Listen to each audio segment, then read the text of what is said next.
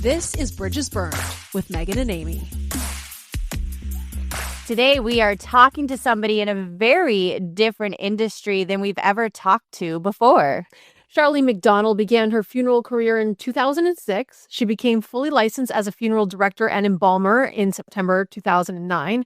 Early in her career, she was told that she would never be taken seriously as a director by a male senior colleague, wasn't allowed to assist on Catholic funerals when she was visibly pregnant and unmarried, and was sexually harassed by a male colleague, in which she was later written up for complaining. Today, she still works in the death care, but this time it's for pets, which makes her so much happier. Welcome, Shar. Hi. Nice to be talking to you, ladies. Nice to be talking to you. Okay, so you're talking to two true crime junkies right now. We love it. And not that you're in true crime, but what made you want to get into this career?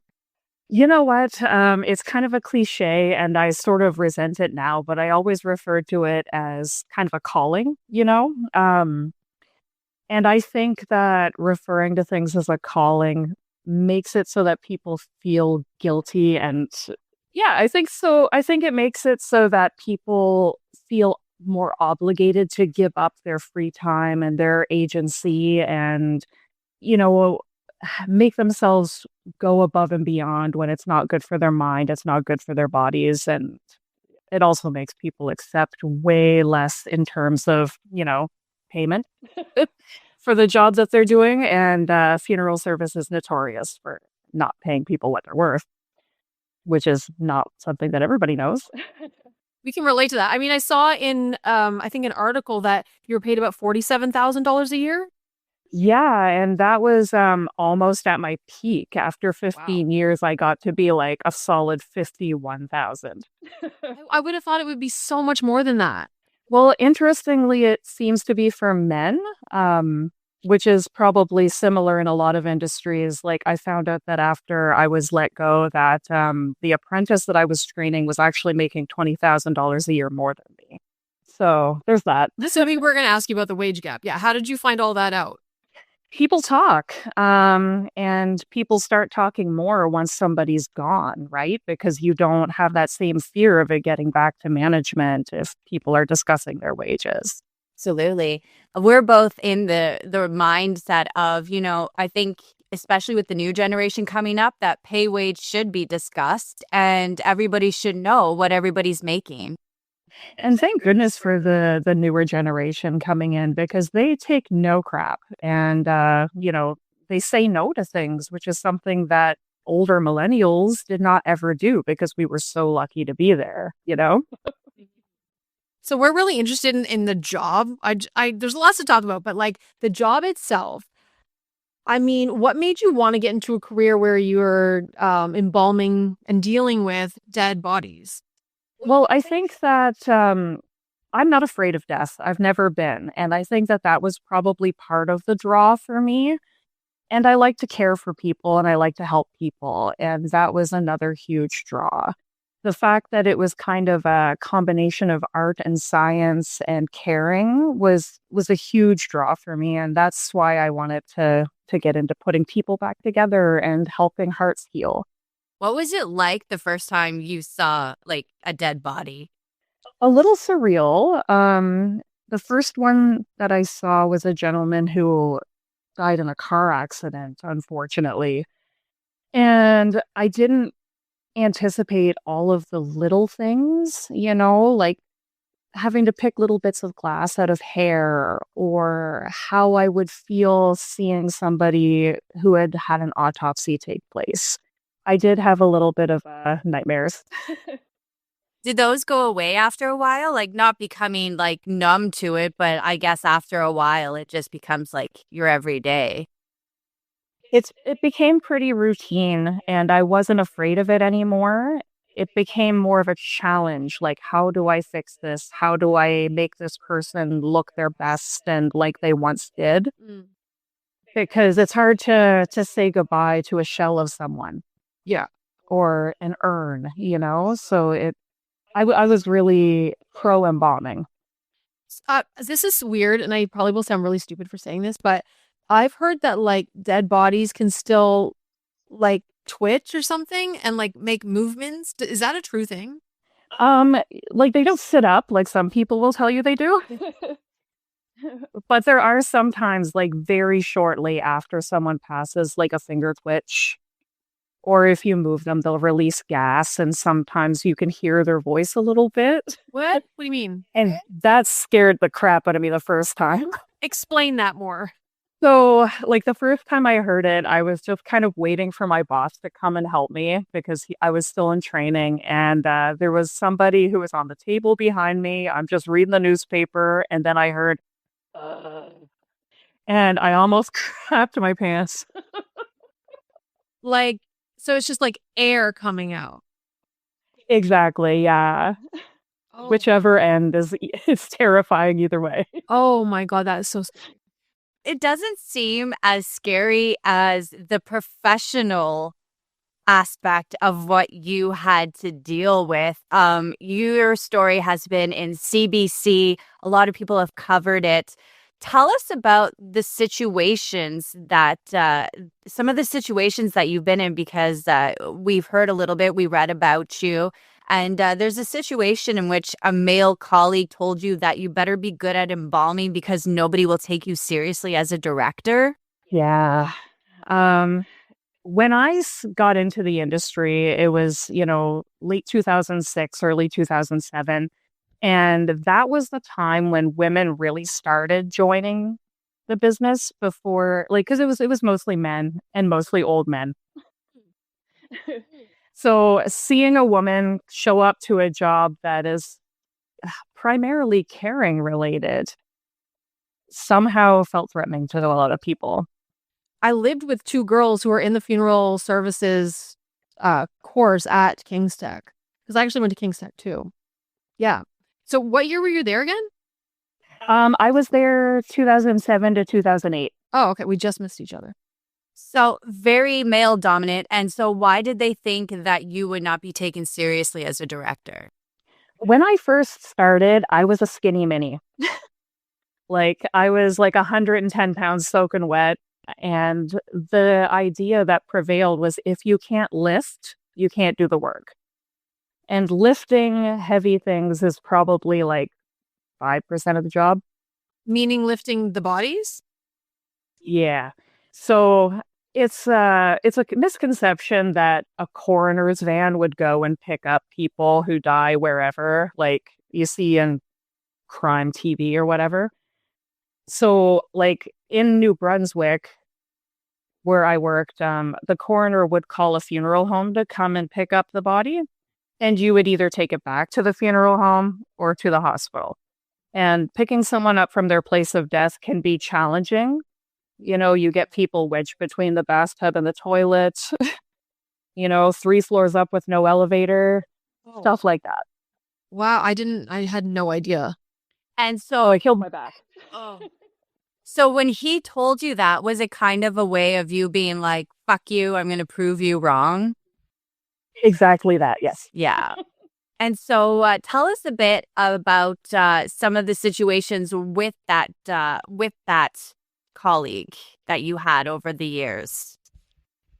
Well, I didn't work with him for very long. He ended up going to another location, which was great. But whenever a guy like that disappears, a new one shows up to take her place. Like there are always a few of them around.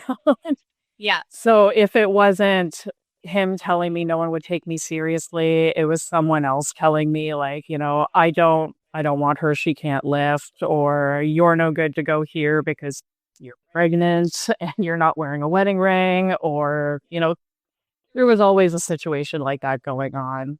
I had one male colleague who made a point of telling me that the Me Too movement was fabricated by women who want attention.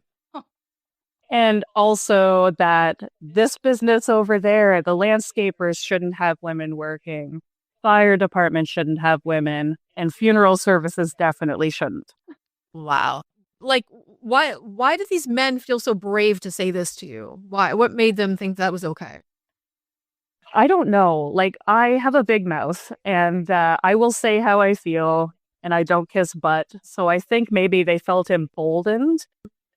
maybe they thought that I would agree with them because I was so brash. Well, tell us about what you kind of alluded to right before. You were disallowed from assisting on a Catholic funeral because you were visibly pregnant, but you weren't married. Yeah, so there's a whole lot of worry about what the general community would think. So, like in your off time, you're always on. And I think you ladies can relate to that. 1000%. Yeah. So, like, even if I was out in public grocery shopping, having a bad day, I couldn't react any sort of way. But And was it also very being small community? pregnant, Did everybody know you? it was a small city that I worked. Okay. So a lot of people did know you. But when I was pregnant, like the Catholic churches were big in that community. Everyone was afraid of what they would think. And the older people who management assumed were like the moneymakers, they would think bad things if a pregnant woman walked into a Catholic church. Kind of antiquated, and nobody really cares. The young people who are paying the fees for the funerals. Well, you mentioned that they said they were going to buy you a ring to wear, and you said no. Yes, I did. They wanted to go to Walmart and get me like a basic wedding band so that people wouldn't think terrible things about me. Living in Sydney. Earlier, I was like, I would have been like, put diamonds in it, and it's yes. But not wear it. But I agree with you. I think it was good that you didn't, because that's ridiculous. Well, yeah, and it would set people up in the future for failure if that was the case. Like, you're taking a step back for women everywhere. Did you end up working those funerals? No. I ended up just not being allowed to, and I had to wait until after I had my baby and came back to work a year later. And while I was pregnant, I had to do like baby funerals. Oh my God. So it was like this weird mind fuck where they were like, you have to look after all of like the babies and the stillbirths, but you're going to offend people if they see you pregnant and it is your fault. Like it was kind of that mentality. So it wasn't good for anybody, like me or the people that I was serving. But those were the people I was trusted with. You're pregnant, you're hormonal, and what was your mind frame at that point? Were you ever like, this is too much and I need another job? Yeah, probably like every single time. But when you're in a niche industry like that, like we get you're set up, you have a job, you're happy about it, like, you just shut up and you do your work. But I felt so bad for people. And there was one poor family that like I was a blubbering mess. I was having a really hormonal day that day. And, they had a stillbirth that they knew wasn't going to last very long. Like they had all of the ultrasounds and they knew there was a genetic disorder. And I was bawling my face off when I brought them in to see their baby. And they were like, you're taking this harder than we are. And I was like, oh my God.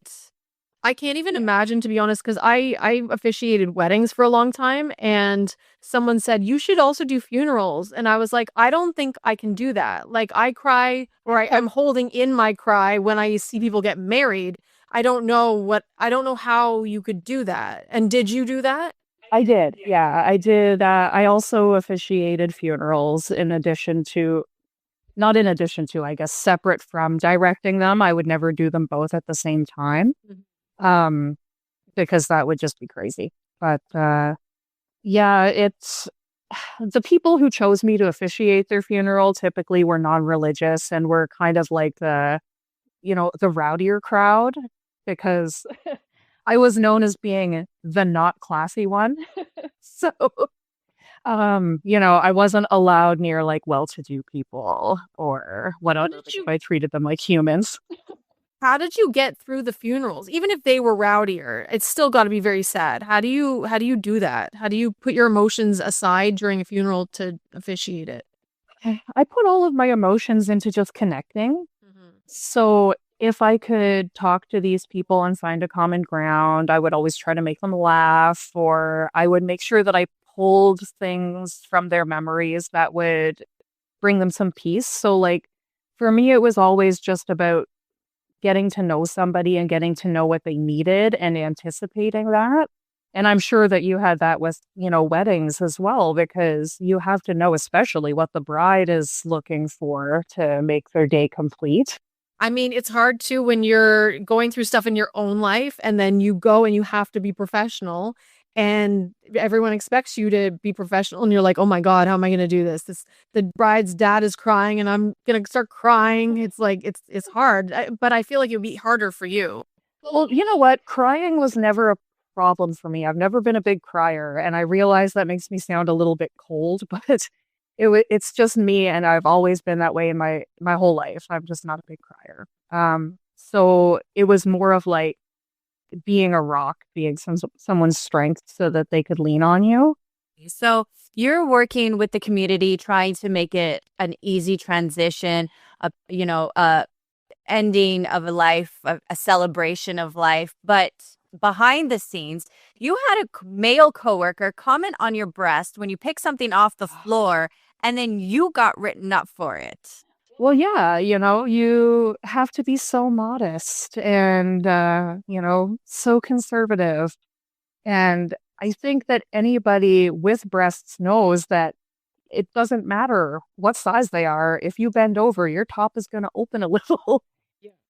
And someone leering and looking in there should be the one who gets in trouble for it. So it was your fault for wearing the shirt, not his fault for gawking at you. Exactly. Yes. When you got written up, what did you say to them? Well, I said it was bullshit because I have a big mouth. Fair enough. Which is part of why I think management didn't want to give me too many chances.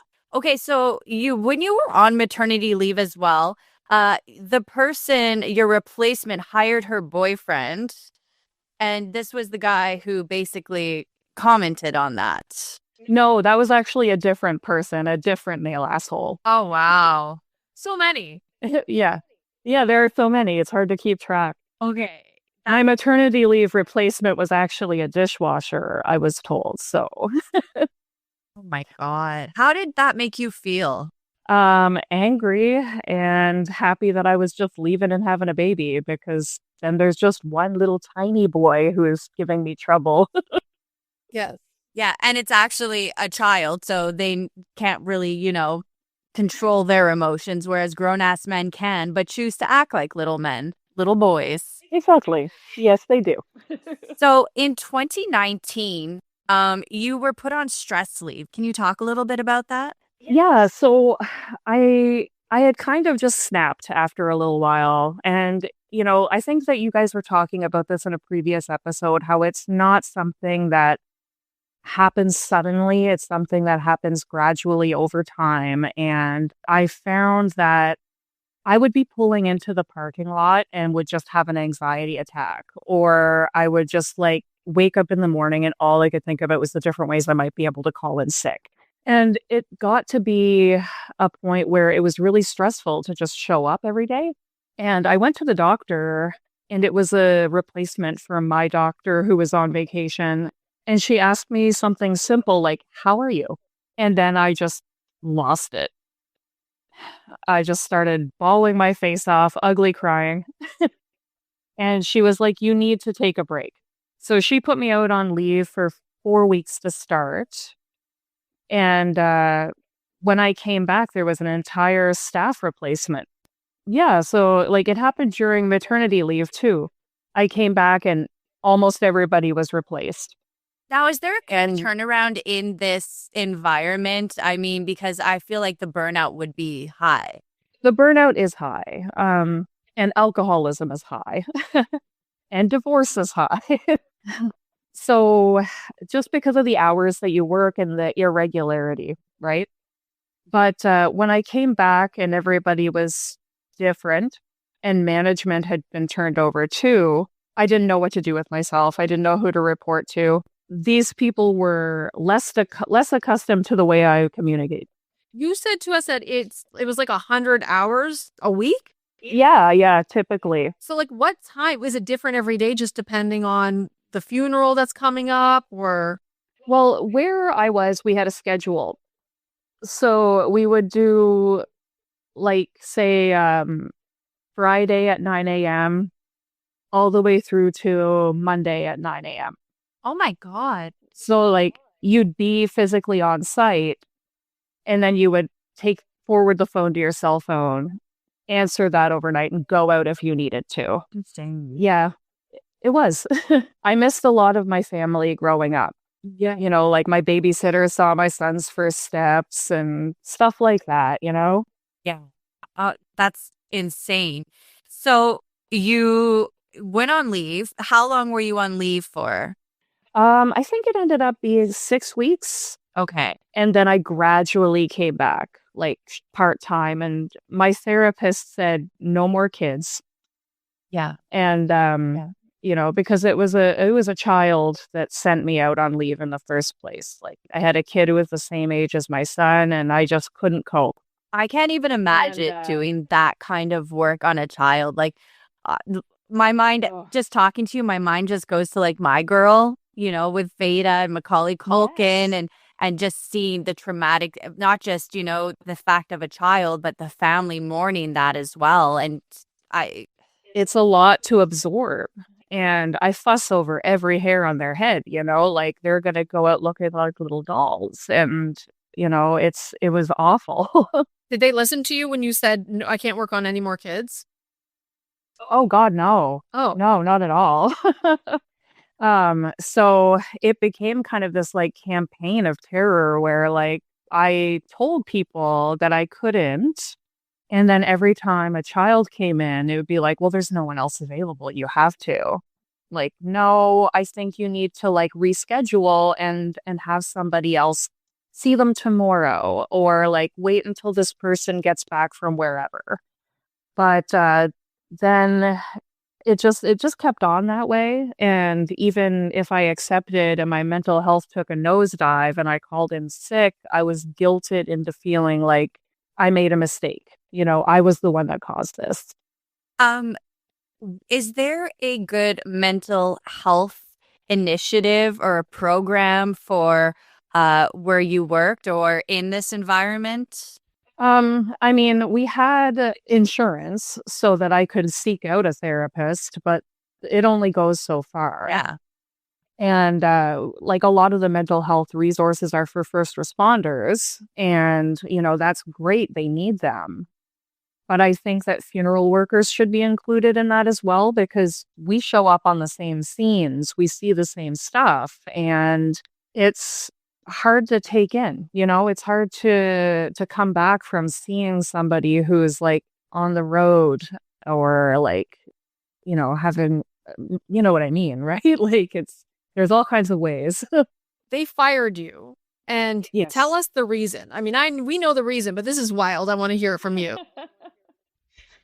So I started seeing a lot of families who wanted something different. They didn't want the usual cookie cutter Catholic funeral. And if that helps people, power to them. But the younger generation, they don't have the same connection to those rituals.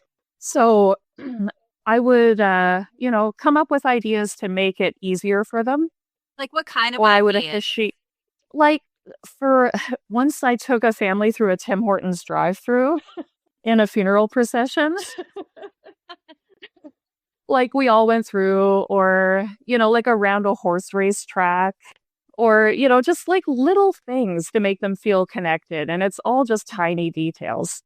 But when I would officiate a funeral, it looked like a long eulogy, basically. Like, you know, I would find stories from people, like put them all together and just kind of talk about the person's life with truth and grace and a lot of humor.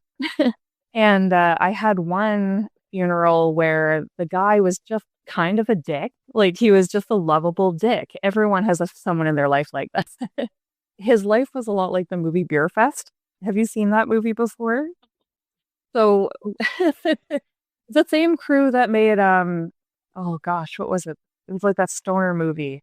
Like the snozberries, he's like snozberries, and he's like licking the cop window. Do you know how fast you were going? Anyway, okay, I can't remember now. But there was a quote in the Beer Fest movie where one of the guys died, and they were like, he was a fat asshole, but he was our fat asshole. So I quoted that movie, and I always had like, little Instagram posts to go with whatever funeral I went with the funeral day in the city hashtag. And I was like, are you looking for a girl to call your loved one a fat asshole at their funeral? I'm your girl. And that really didn't go over well.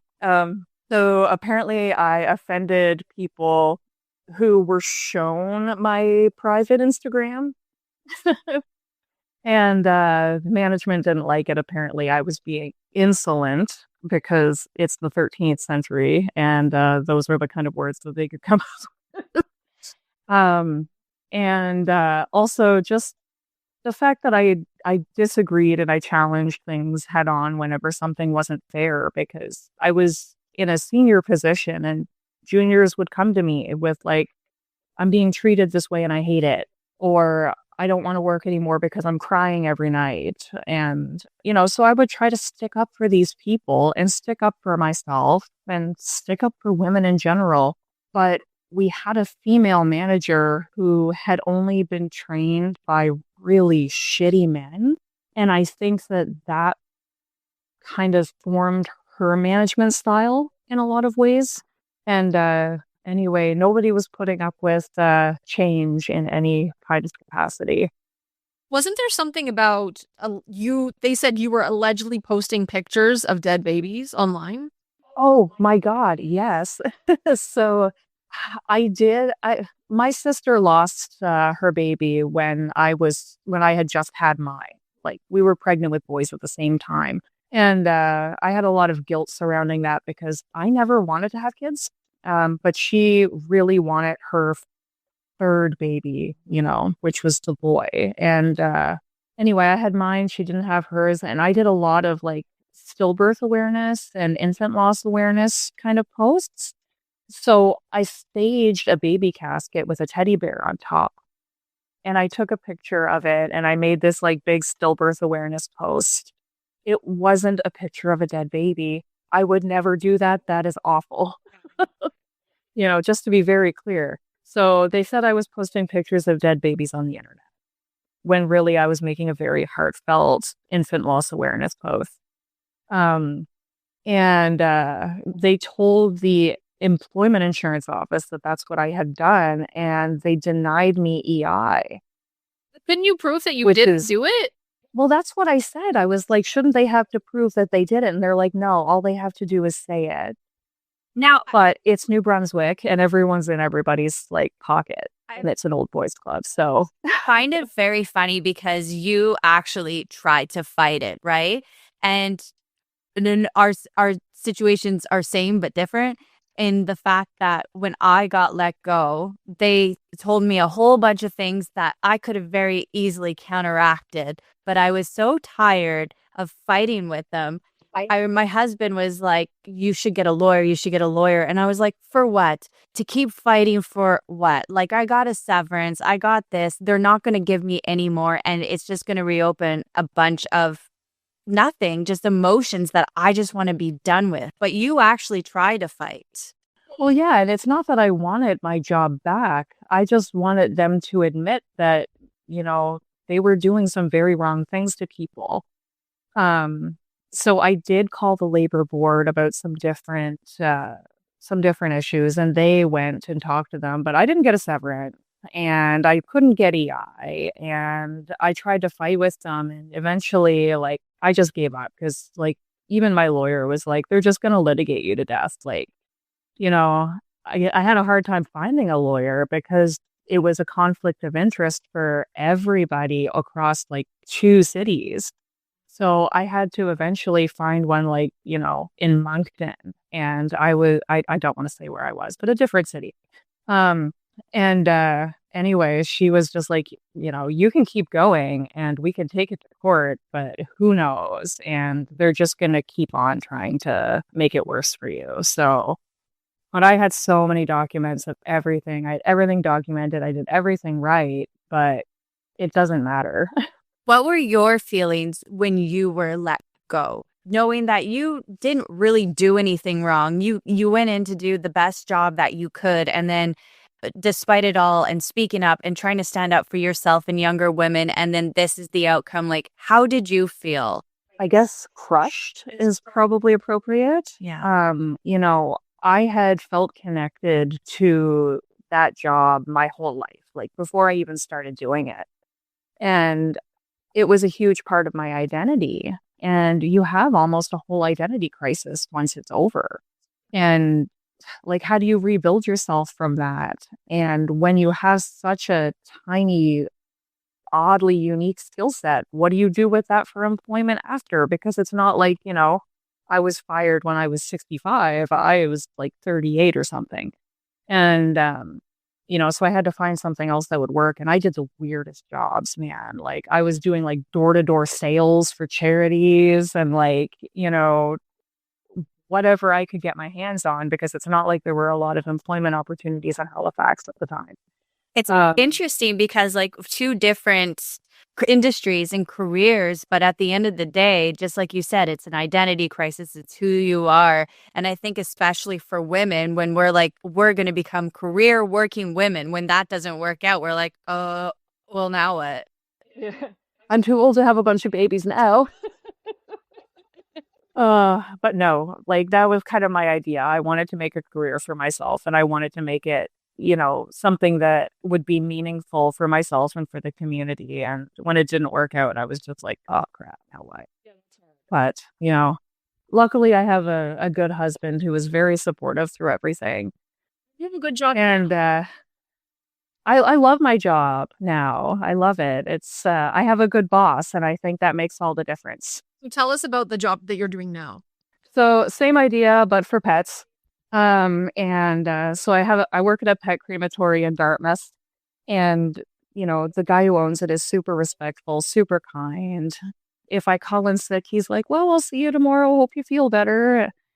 And all I have to do is just talk to people and make urns all day, like graphic design and talking to people. Would you ever want to go back into funeral services of any kind for humans? I would do celebrant work again. Like, just officiating, but I wouldn't want to go back to funeral directing or embalming. I miss embalming. I do, but I don't think my body could do it anymore. Is it a very physical job? Yeah. And like I had a bad back going into it, and leaning over slightly, with your instruments is hard on you. I did a puzzle on Friday night and I weep for my manual dexterity. Like I just lost it completely. So you are now in Dartmouth. You ended up not being able to find work in New Brunswick because it's so small knit. And what was that like? Like I knew I would never be able to work in the industry in that province again. Yeah. Because the company that I work for either own or are connected to all of the other, like many of the other funeral homes. And they also have a lot of staff that sit on the board of registration for funeral directors and embalmers. So transferring my license wouldn't have been easy or impossible, and I knew it. Did you feel kind of like you were blacklisted there? Oh, absolutely. Yeah. Like even I applied for a laundry job at a hotel when I moved to Halifax. And the lady was like, "Oh, I know a funeral director in New Brunswick." And she named one of the girls that was giving me trouble. And I was like, "Well, I'm not getting this job." Did you not? I did not. I never got a call back. The interview went so well, though. That's so sad. So when it comes to bridges burned, you burned a lot, but you didn't even mean to. No, but then I absolutely torched everything. Oh, this is the good stuff. Tell us. Yeah, so I had a Facebook page that I operated for a long time that started out kind of as a blog for therapy. And then it turned into like memes and, just like really dark humor, awful stuff. And then it turned into just shit talking the former employer and like telling all the shady things they did, like, putting Black people in the parlor in the back so that they wouldn't cause a ruckus, or, like referring to poor people as trashy, or, just like one time I had there's like a break room that was downstairs, and I was sitting down after embalming for like 8 hours with a coworker. And the manager came in and like with these two guys, and she was like, throw all these chairs away. I don't want any chairs in here. People shouldn't be sitting down. And I'm like, I have a hard time with stairs. I have mobility issues. And she was like, figure it out. So, it was just like I told stuff like that. And I don't regret it because I was telling truth and it pissed a lot of people off. That's what we say about burning bridges. The term burning bridges is so interesting to me because I feel like me, for example, I was doing what you were doing and just saying how I've been treated terribly. I don't see how that's burning a bridge because I'm telling the truth. It's what happened. I'm not being mean just for the hell of it or talking about people and saying lies. Like we're burning bridges, yet we're just saying what happened to us. And that is wild to me. It is wild. Yeah. Speaking your truth should be way more accepted. Mm-hmm. Yeah. I think it comes back to like from the boomer generation, as we'll say, like, even like a lot of people these days can't understand. They're like, oh, the new generation just jumps from job to job. Well, it's not like back in the day where you worked for the same company for 30 years and probably died with all their secrets and all this shady shit that they did. It's like, no, because they're treating people like shit. They're underpaying. They're playing and pitting people against each other. There's so many toxic work environments now that people are just speaking out. And if that's burning a bridge, then so be it. Yeah. And you know what? They've got it figured out because the only way you can get a decent living wage now is to use leverage from another job interview or to like switch to a different one. So those people are doing something right. I commend them. So was there any repercussions from you like on Facebook and speaking your truth? Not really. Like, I didn't even have that many trolls. Like it was most people were pretty sympathetic, and a lot of people who followed were others in the funeral industry. So they got it. And a lot of folks shared similar experiences with the places they worked. But I think that I just happened to land at the firm that was just chaos and old men, and I just wasn't having it, like I have some old dudes that I still talk to that I love to death. They're like family to me, but there were other ones that shouldn't have been doing that job. I think we've experienced that too. Yeah, no doubt. It's such a shame too. And I think especially for women, when you see things and you're a younger woman and you're like, why don't we try this, this, this? And it's like, well, this is the way it's been. This is the way we've always done it. And this is the way we're going to continue to do it. And if you try to say anything else, you're just kind of shunned. And I think it gets to the point where you just shut down and you just feel like you just want to be small because you're so scared to lose your job. I'll be a cog in this machine and shut my mouth. But that was never me. I couldn't do it. And I got the idea from you, Amy, that you were like that. Because like when I moved here and heard you on the radio, I'm like, this is the realest bitch I ever heard. Yeah, they didn't like that. No, and I don't know why, because it made me want to listen in the morning. Oh, thank you. They hated that the women wanted to listen to that station. Yeah. They're just like, no, more dudes. We need more raw testosterone up in here. Well, and the thing, just like you, I got written up I said bish, B-I-S-H on the radio. I said, nah, bish. And they wrote me up. And I thought that was not only ridiculous, especially when we're playing songs that have the word bitch in them, like Pick a Lane. And then I think, you just can't win at some point. When somebody wants you out, they want you out. And every little thing that you do, and it's unfortunate. And especially as a woman, I think it's easier to pin. Yeah, absolutely. And you're labeled as difficult, or you're hormonal, or you're emotional, and you can't handle it. And, that's a bad way to be looking at things, especially like in the funeral industry, which is emotional, and you should be affected by it. Yes. To have that count against you is just wild to me. I mean, honestly, if I was saying goodbye to my loved one, I would rather work with somebody who shows emotion and is a real person than just this stoic old 80-year-old man who looks like he has no heart and lives in a tombstone. Like, do you know what I mean? And we've met the type. We all know the type. What do you miss about that job? Like, because it was such a big part of you, what is something that you miss or you wish something could have been different? I think that if I had been put in a position where I was able to just pick one thing and excel at it, I would have been happier and probably a lot less bothered. But you end up in this position where there's not enough people to go around, so everybody is doing everything. And so I got pretty good at a lot of things and really good at a couple of things. But when everybody's doing it, then everybody's challenging each other. So I think that had I been allowed to just embalm forever, it would have been different, or just officiate funerals.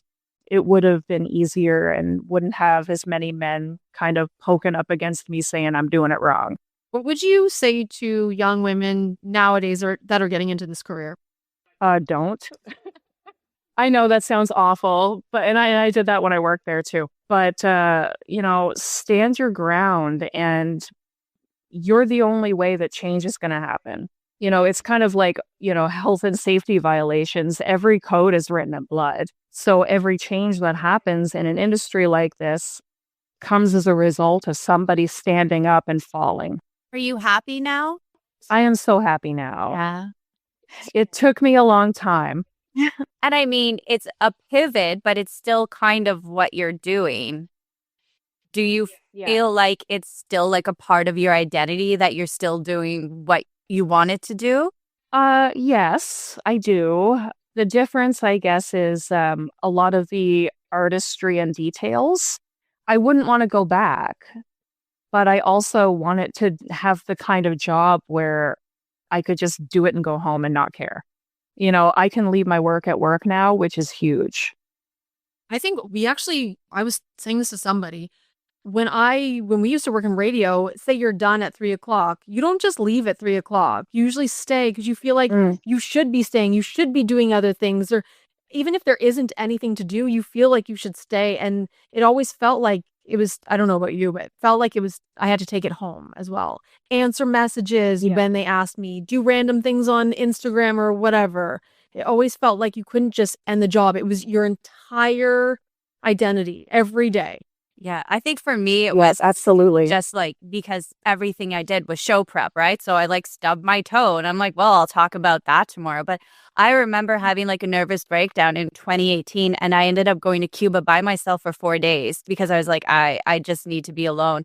And I could only get Wi-Fi in the lobby. And every time I went to go check, it was my boss. And he was like, we're short-staffed. Do you think you could come home early? And I was like, I'm in Cuba. No, I'm not coming back early. And you do it. Yeah. Yeah, right? All those little things. And then I the rest of my vacation, I remember being scared I was going to get let go because I was being difficult because I was on vacation in Cuba and not able to come back. Oh my gosh. Yeah. Go above and beyond, but for no reason at all. Exactly. None of us got paid more for it. No, the companies don't care more about us now. So why? Now you get rewarded with more work. Yeah, exactly. Now, when you look back, do you wish you had stood up for some things a little bit stronger? I mean, I went hard for standing up to things, so I don't think I could have done it any harder. I was pretty firm about every single thing that I stood up for, but it didn't do much good. So I don't know. It is what it is. At least you can say now you did the best you absolutely could. I would have probably done the exact same thing all over again if I had to go back. Good. How is your mental health today? I can only imagine the thoughts that you have or some of the things that you've seen that you'll never forget. It's a lot better. It's really good right now. I'm very happy and I don't have crazy breakdowns on the side of the road and I don't sit and have anxiety attacks in my car. And, it's magnificent. I can just live life now. That sounds like a bridge you needed to burn to start a new life for you and your son and your happiness. Absolutely. And Nova Scotia is so much better than New Brunswick anyway. Oh my God, hands down. It was awesome talking to you. Yes, you ladies too. And congrats on your engagement, Amy. Did you ever think you'd see the day? I did not, but I don't know you either. I just assume that I do because I've heard your voice so much. Well, thanks. Yeah, no, I never thought that was going to happen. And I feel like 2026, I don't know how last year was for you, but I just feel like people and women are just like finding their own journey and path of happiness. Yes, let's go. I mean, my whole apartment building burned down last year, so everything is uphill from here. It has to be. Wow, that's crazy. Wow, so you burnt bridges. Wow, geez. Were you okay? Yeah, literally cleansed by fire. Oh my. Oh yeah, no, we got out like just. It was it was the Hanwell fire in Middle Sackville, and we were on the top floor, like everything was gone. So even like all of those like random old artifacts, it's like, this is gonna sound terrible, but like, I had my embalming diploma on the wall, and like, all of these little reminders from my old life that I don't feel sad to see gone. And it was kind of, in a lot of ways, sort of cleansing. Like, it was horrible to lose everything, don't get me wrong, but like, there are things that I'm just like, this was actually a good thing. Trying to find the silver linings, right? Yeah, absolutely. Girl, you sound like a cool ass bitch, man. Like, you're just like, yeah, whatever. I played with dead bodies. My place burnt down. Rock and roll. Yeah, whatever. Oh, yeah. Nope, just an old cripple. Oh, thank you so much. It means so much for us to have you join us and to share your story. Oh, thank you. I super appreciate it.